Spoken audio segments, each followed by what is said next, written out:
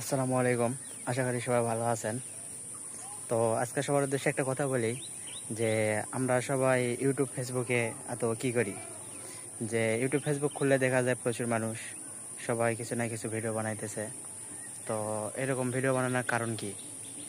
এরকম কারণ হচ্ছে অনেকে তাদের ইনকাম সোর্স মূলত তারা ইনকামের জন্য বানায় ভিডিও।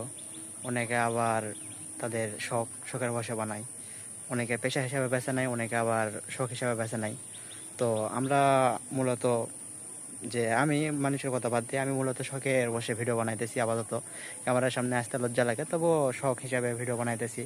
আমার পেশায় আমি একজন মনে করেন যে টেক্সটাইলে কাজ করি, ওটা আমার মূলত পেশা। আর ভিডিও বানানো হচ্ছে আমার শখ। এই জন্য শখে বসে বসে থাকি, তো মাঝে মাঝে একটা ভিডিও বানাই। তো বেশিরভাগ লোকই অনেকে ভিডিও বানাইতে চায়, পেশা হিসাবে নিজের ক্যারিয়ার শুরু করতে চাই। কিন্তু অনেকে মনে করেন যে আশেপাশের লোক কী বলবে, এলাকার লোক কী বলবে, এইভাবে অনেকে ভিডিও বানায় না। তো তাদের উদ্দেশ্যে কথা বলি, ভাই তুমি যদি একবেলা না খাই থাকো না, তোমার আশেপাশের লোক বা তোমার পাড়ার লোক কেউ তোমাকে মনে করেন যে একবেলা খাবার দিবে না।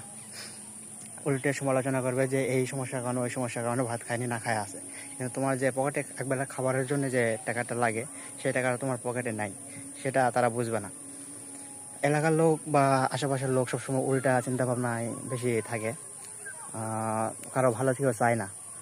তাই বলি, কারো কথায় কিছু মনে না করে তুমি যা করতে চাও শুরু করো। নির্দ্বিধায় শুরু করে দাও, কোনো কাজে ছোটো না, কোনো কর্মই ছোটো না। তুমি শুরু করতে পারো, বিসমিল্লাহ বলে শুরু করে দাও। আল্লাহ একদিন সফলতা আনবে ইনশাল্লাহ। তো সবাই ভালো থাকো, সুখে থাকো। ঈদ যাচ্ছে, ঈদ মোবারক সকালকে।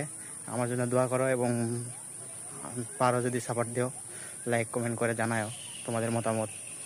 কথা মধ্যে কোনো ভুল ত্রুটি হয়ে থাকলে অবশ্যই ক্ষমা দৃষ্টিতে দেখবেন। সবাই আসসালামু আলাইকুম।